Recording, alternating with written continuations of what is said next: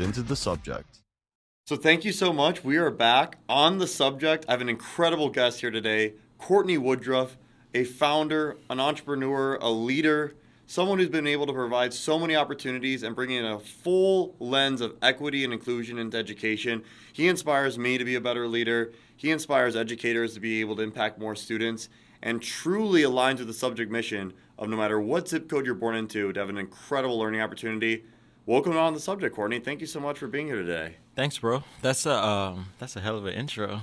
Well, you're a big deal, so we're lucky to have you. And honestly, I just love to be able to learn from you. And so one thing I want to always stress is that you've been so passionate from the start, from the minute I've met you, about elevating voices in education. Education, many would say, there's a lot of gatekeeping. There's not a lot of opportunity for people who don't grow up in certain households to get a great education. Why do you think that is? So I think a lot of it just has to do contextually with where you're from and what you've been exposed to. And so oftentimes there's all of these little small things that play a role in your ultimate outcomes or your trajectories. For example, if you live in certain regions of the United States, there's certain industries that you will never see.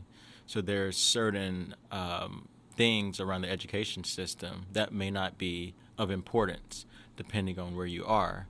And as you kind of matriculate more and more through life, you can start to see how a lot of successful people have been pre-programmed, and there's been a very clear path for them to get to where they're getting to. And so there's a lot of individuals on the other side of that are just kind of, taking things as they come, doing the best that they can do. And if they've never been exposed to what's on the other side, then there's no programming for it, there's no strategy, and you just kind of fall, not even victim, but you're in a way, you just kind of have to take what life gives you. So I love that perspective. Let's talk about your upbringing. You're now in LA, but you took a long road to get here. Tell me about your high school experience and your childhood. Yeah. What did you like about it and what did you not like about it? Well, so I'm from Jackson, Mississippi, and my grandfather was the first African-American to own a grocery store in there. And so I think one of the things that I always remember vividly was, being able to run around the grocery store and grab whatever I wanted. And I just thought that was the coolest thing ever, as I saw people lining up to pay for their groceries, and I could just go get as many sodas as I wanted. I felt like a little prince, right? But the thing that I always took away from that was outside on the storefront was my last name. Yes. And so I guess in a weird way, entrepreneurship was embedded into me. And I remember growing up, amazing family.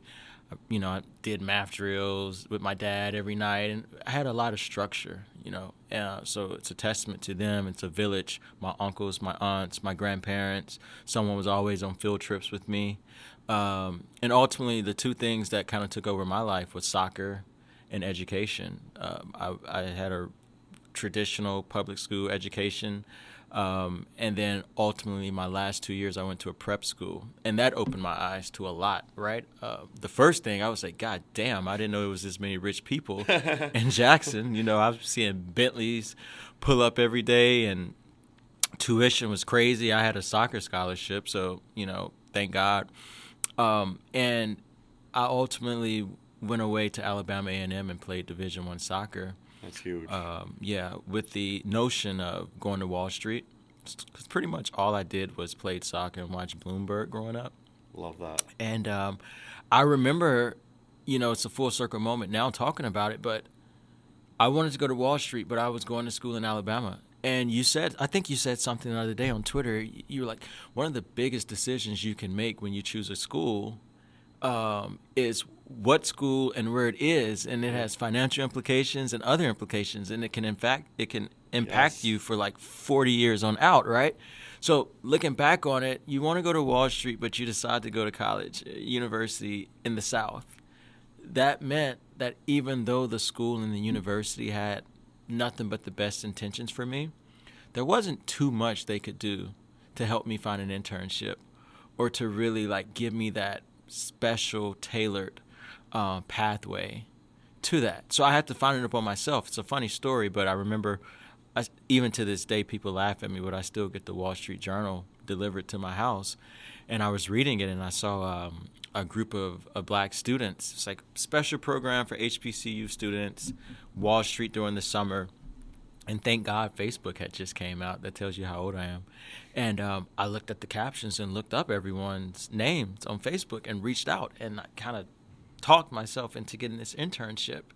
And after the summer coming back, I realized none of my classmates really had internships in the summer outside of that region. And so that means that they're also stuck with only working for companies that are locally, giving opportunities to the school. And that's where I started my first tech startup.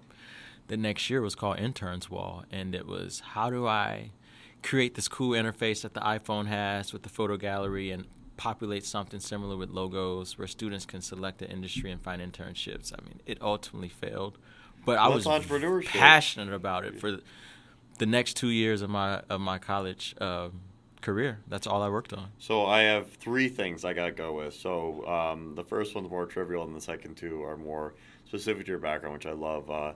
Jackson, Mississippi is pretty close to Memphis. Yeah. You a Young Dolph fan? Yeah. We got Young Dolph over 100 the shots. Office. Yes, 100 shots. Yes, R.I.P. He is our favorite artist here at Subject. Just the inspiration of his words, and I was lucky enough to see him 3 times in person. But Memphis, that's the heart of the best rap in the country, I think we have to say, right? I don't know. It's one of the places. One of the places. So that's good. Yeah, we got that. Shout out good. Glorilla. Yeah. Well said. I love it. Love it. So you talk about your experience at an HBCU. Yeah. What do you think HBCUs have done for the black community and elevating black voices, and where do you think that needs to translate into the high school space? Okay, when you're lonely and you miss home, the first thing most people do is what? If they can, they call their mom, right? Yeah. Yes. And as soon as you get home, what is the first thing your mom does for you? Cooks a nice home-cooked meal for you. She gives you some comfort. Yes. HBCUs to the black community has been our comfort. When no one else wanted African Americans, we had to create that, right? And so it's one of those things where you not only are able to be yourself, but you're able to kind of maintain traditions, and you can, elevate your careers. And that's the gift, right? There's Greek life, there's the bands, there's just like all of these amazing elements. And so they've done a really good job, over the, multiple decades now of doing that for us. So I'm a proud HBCU graduate. I try to give back as much as I can, working on some cool things that I'll talk to you about later. As it relates to high schools, I think one of the things that HBCUs are figuring out now is that, like most schools, a degree isn't enough. Completely agree with it. Keep going. I love where we're going with this. A degree isn't enough, and now, the relationship between student and university or enterprise is a lot more transactional. Yes. So what we're doing now is, I think the HBCUs are trying to figure out where are the gaps in society, in corporate America, professionally, and who are our constituents. How do we diversify our campus base, but also how do we maintain the legacy and historical presence of having, majority of black and brown students on campus? And then how do we innovate and add new tools to the curriculum so it's not just academia? I love that. Yeah. So the third piece I wanted to go into, and this really aligns well with the degree isn't enough.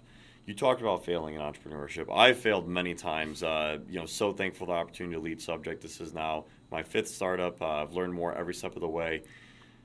Failure is not rewarded in education. No. It's very heavily frowned upon.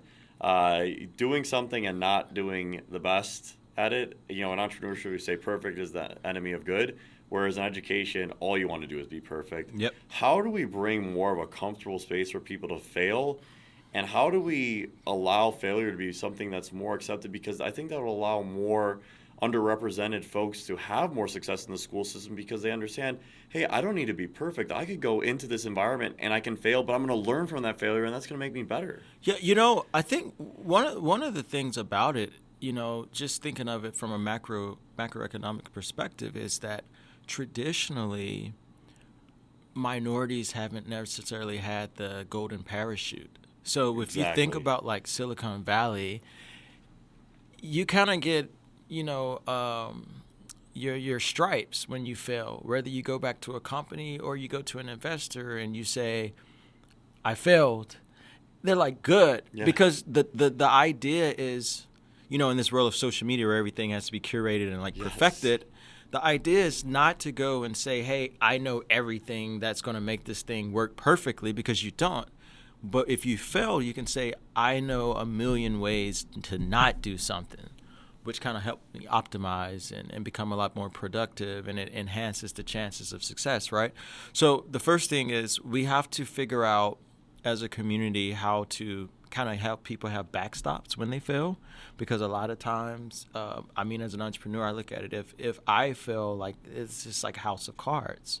But for students, I think one of the ways that we could go about doing that really is just the imagery and allowing people to be in front of those students to show them that life goes on. Yes, it does. Even if you do fail, through any hardship. I actually had a post about it today, just talking about the genesis of our company Assemble. But through any lesson, whether it's easy or hard, there's a lesson. And so I think the first thing we have to do is just show examples of how to recover if there is failure, and also how to define what is failure. Yeah. And I want to get into your company in just a second. Yeah. I think one thing that's so interesting about failure and education in general, your university affects your life so much. Your friends, your network. I'm sure you're still friends with folks from Alabama A&M. You're a proud alum, so your university affects you a lot. What university you go to is largely dictated by your 14 and 15-year-old performance. Yes. Isn't that wild? So 14 and 15-year-olds, you're not allowed to fail. Yep. How many 14-year-olds may be going through a parental divorce in the house, or a sibling having difficulties, or may not be able to have much privacy in their home because they have 4 folks living in a 1-bedroom apartment? Your 14, 15-year-old environment might dictate the rest of your life trajectory. How is that fair, and how do we fight that? It's two things. So in addition to that, it's also how much wisdom or insight do your parents or the people raising you or the environment that you're in have to kind of dictate you. The human lottery. I'll give you a great example. A lot of people don't know this about me, but I moved away to Europe at the age of 22. Nice. Where'd you go? I went to Barcelona and I attended IESE Business School, Oh, very which cool. is at the time was the #1 business school in the world. That's amazing. And so I'm looking at my classmates. The average age is obviously at that elite of a level, 28 to 38. Business school. Yeah. Case studies, Harvard's business school, Yeah. sister. So all of our case studies are from HBS. Our professors have to have PhDs from that school or Harvard, and we share case studies. So all that, right? Awesome. So I'm looking around the classroom, and I'm just, in a way, I've kind of fought to get into the school. But I'm also thinking, like, how am I, like, here with all of these smart people? Because these are, like, the smartest international students from around the world, whether it's, heirs to billion-dollar fortunes, that's fun. going to take over family Good learning offices. opportunity for you. Amazing learning opportunity. But here was the common thread. And that's when I kind of had a aha moment about how much work I needed to do once I got back stateside, for the underrepresented. The typical journey for a student to get accepted into that school, it literally went like this. When I was 8, my parents started teaching me English. By the time I was 13, my parents sent me away to Europe or the United States. I lived with one of my parents' classmates from when they were our age. They raised me for 2 or 3 years. I came back to school in my local country. I excelled in high school because I spoke English and I had access to a westernized education, one of the best private schools or whatever in America.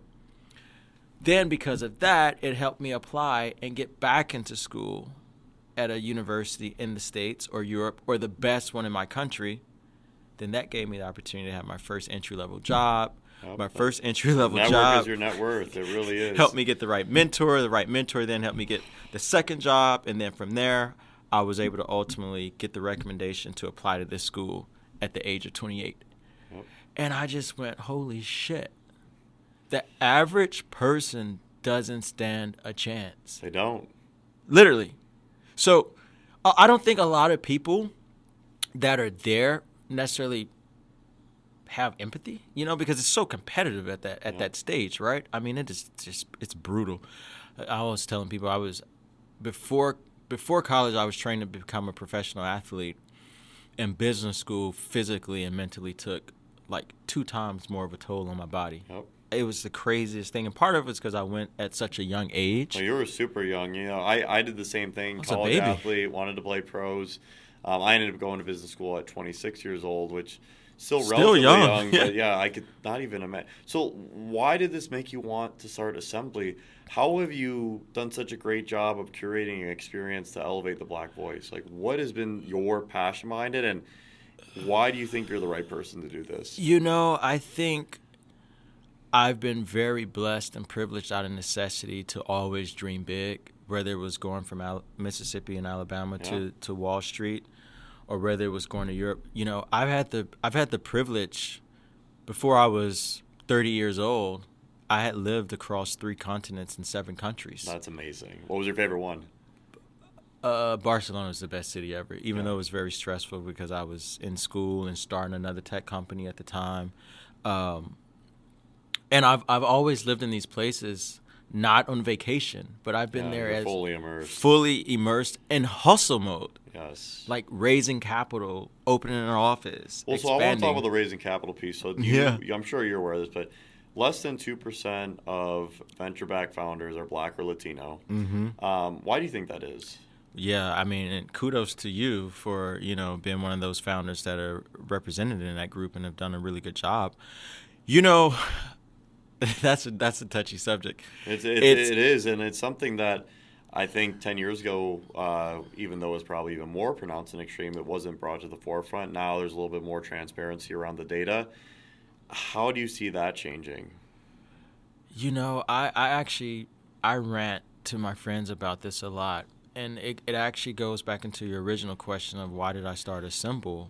I think as I went in my entrepreneurial journey, leaving Europe, I'll just take you a step back. I moved to Silicon Valley. I knew 0 people. Where were you? What part? San Francisco. What neighborhood? Alamo Square, 1052 Fulton Street is where we incorporated the first company. Okay, let's bring it back. So you're there. You're in Alamo. In a hostel for startups. Oh, so you were true, you were in the weeds. First year of business school was so tough. I went to the administration. I was working on a startup, and I just remember having this epiphany, and I was like, I'm not cut out for this cookie cutter, become an investment banker or consultant life. That's the B school life.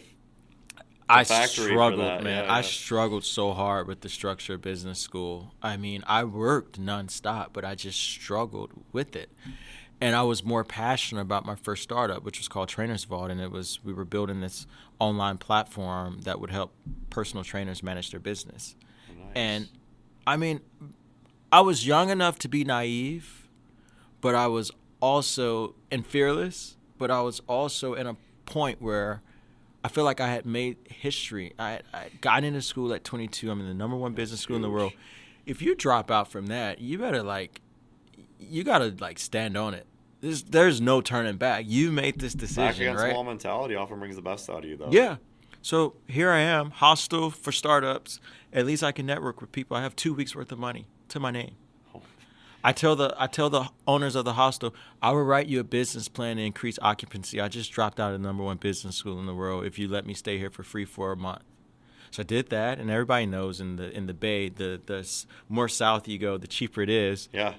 So I ultimately ended up landing in. I went to Atherton for 2 months, stayed in Black Box VC. That was that's where I saw Selby Lane. I lived on Selby Lane and met a bunch of dope entrepreneurs that are all building amazing companies. And then ultimately for a year, I met this Taiwanese guy I love. His name's Bruce Chin. He's the founder of Insto. It's a Taiwanese-based company. And he's like, hey, I have the same thing. And I swear it's like a scene out of Silicon Valley. He's like, just come check it out. I tell Bruce, I always tell this story, but I'm like, I go to his door in San Jose. He pops up. What's the guy in Silicon Valley's name? Is it Ehrlich Bachman? Yes. Bruce has like all Accelerator. these Let's go. pink house shoes at his door for his guests. He comes to the door, boxer shorts on, and pink house shoes, and I'm like, right? But anyways, he ended up being the best, and he's like, I love your idea. If you give me my lucky number and equity, you can have my garage while all the other Airbnb tenants come in and out. We built the company. I had an air mattress, a space heater, and my laptop. Built the company, ultimately moved down to LA. And I tell that story because that is a long 3 years of my life, right? I knew I made the right decision because I had given up living in the most wealthiest neighborhoods where I was having lunch next to Messi every day. Wow. At business school. I didn't miss any of that. I had no shame in living in I was like getting my stripes. I was proud to do it. And it got to a point where ultimately I was one of those 98 percenters that couldn't raise capital. And I remember like building this company, and this company was like generating, 150, 200,000. I would sometimes sit in pitch meetings and I would tell the investor, watch this, we're going to launch something. And in 5 minutes, you can literally look at our Stripe account. And we would sit with my CTO, Anthony Kalani. He's amazing founder as well. And we would watch, and like by the time we got through talking, it would be like $75,000 in sales, and we would coordinate it. I mean, it's real money though, right? That's a lot. That's an impressive. And we would just get the most ice cold stone rejections. I was like, something's wrong. So I ended up going away to Asia and participating in an accelerator all the way in Shanghai, scared like out of my mind. And it was the first time that I realized like it was either you're Chinese or you're not. So I felt like a lot of Europeaners, like they for the first time kind of felt prejudice or racism, right? Or other people. I didn't, because I'm from Mississippi. I kind of dealt with that my whole damn life. And so I was just flowing freely, and I had support. And I was like, this is nuts. So when I came back to the States, the company was just like so hard to run. I was like, I have to fix this, because it makes no sense that as an American, I can genuinely say the first time I felt just authentic support was outside of my country. And that's kind of the fire on top of trying to solve a lot of these smaller problems around that issue. But that's the impetus of why you take a black man who spent his entire 20s going into foreign countries, chasing a dream, just to accumulate success and wealth and have a positive impact on society. That's more than paying your dues, Because every time I got off a plane and I went to customs in a different country and I had to immerse myself and live, you got to think how many times I'm stared at, how many times taxis wouldn't take me, how many times I was intimidated because I didn't speak the language, the missing out on family, not seeing my little sister grow up, just so many sacrifices, right? And I'm only doing this out of necessity because I can't find a home at home. So a couple things there. So I love the empowerment, and I think about our students, and folks that haven't been handed everything in life, and they want to achieve greatness, and they're so ambitious and curious. And this is a perfect example of you don't have to go a certain route to achieve success. Every step in your life is a learning opportunity. Look at all the learning you got every step of the way. And that happens in and out of the classroom. And so that's where I really wanted to pivot the conversation and say, you talk about accelerators and not being a fit for business school. What do you think school can do better to engage young people?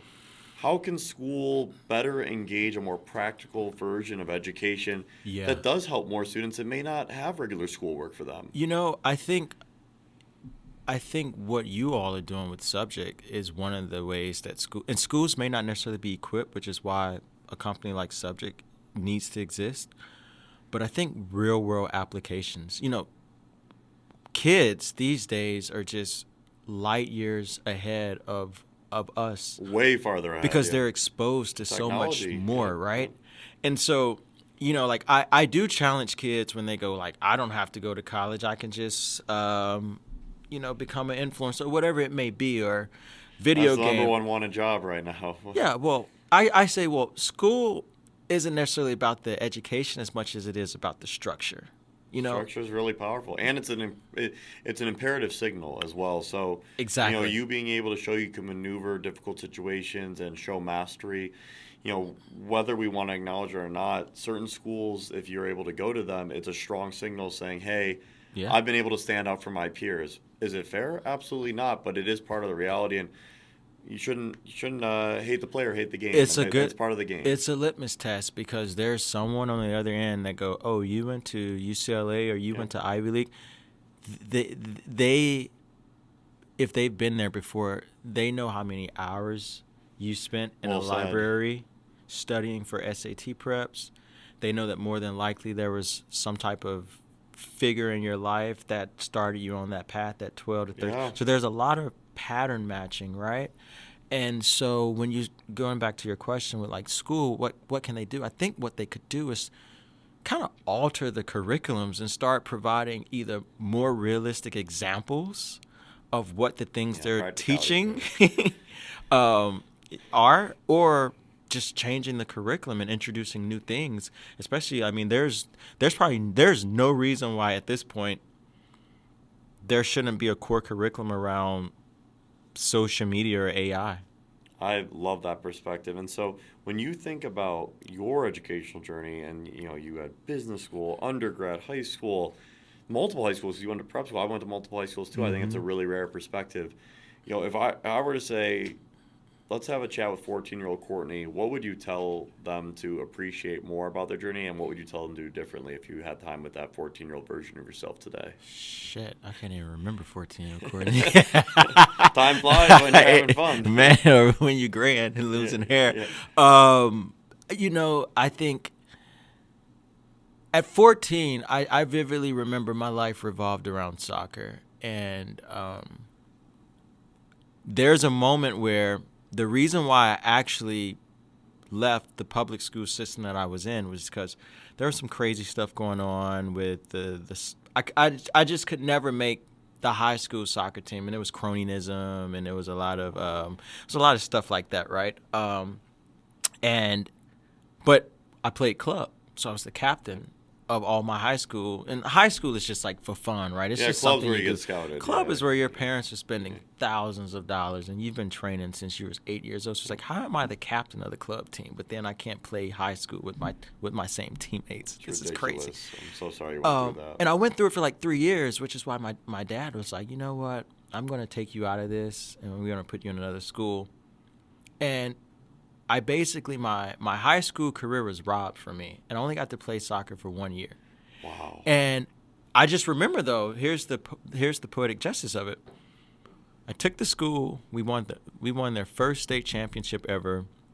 And I mean, I remember it was like a rainy night, game winning a double overtime, PK, last PK, game winning PK. And I just remember that was the first lesson of like, sometimes the journey can take multiple years. Yes. But once you win, you win. You win when it counts.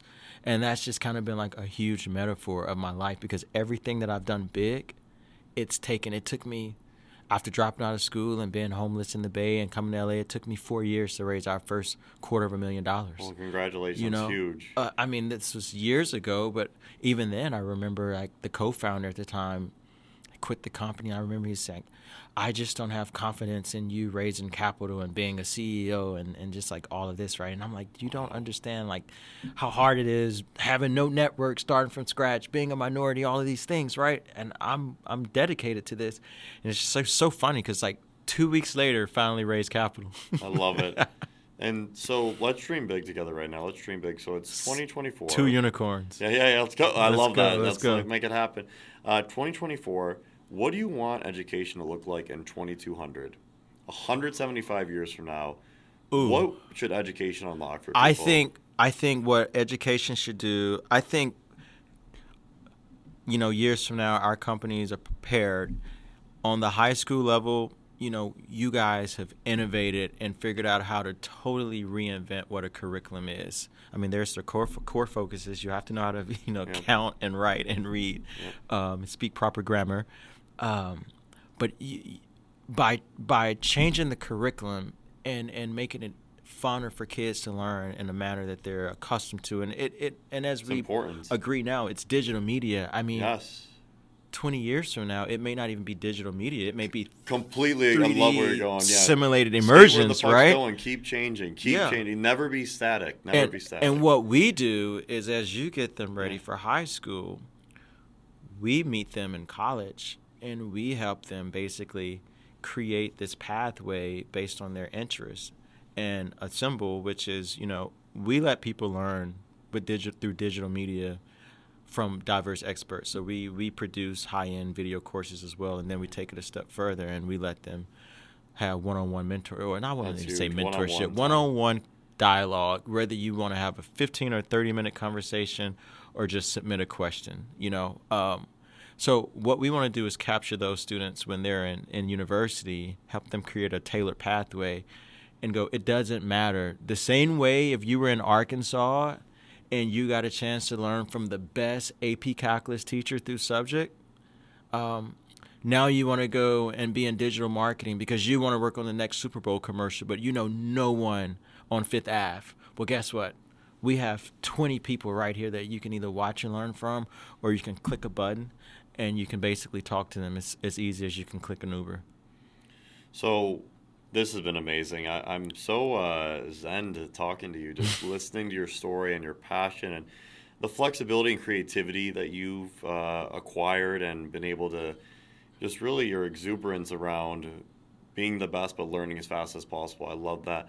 What is a shameless plug you want to put out there into the world so that way they can understand more about Cortney Woodruff and why Assemble is the next big thing? A shameless plug. I would say one of the plugs is you have to be on Assemble because I would love to be. Yeah, representation matters, and I would love to be part of this. So this is great. I do it for free. Podcast courtship. Yeah. One of our use cases is how many times have you watched a podcast and you wanted to follow up with the speaker?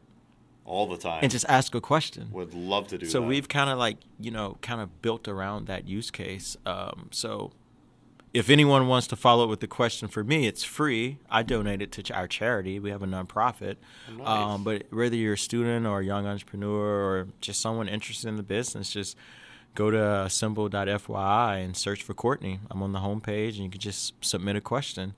I guess that would be my shameless plug. I think the piece I'd love to end with here is it's 2024. For those of you that are listening to this in a couple years, keep going back to Cortney at assemble.fyi because he is a special talent, someone who wants to help people, has a vision, and has also learned so much through his journey. And I'm indebted to you. I love the lessons of gratitude and resilience that our learners at Subject can take to their life. And for those of you high school listeners out here, understand there's no perfect path, but it's about learning as fast as possible and being able to bring that practical sense of learning to your everyday life. We believe in you all the way. Well, thank you for being on the subject with us, Cortney. This is amazing. So much fun. We got to have you as a return guest soon. And please continue to do what you do and inspire young people. We love what you're doing. This is On the Subject. Thank you, everybody. Thanks, man. That was great.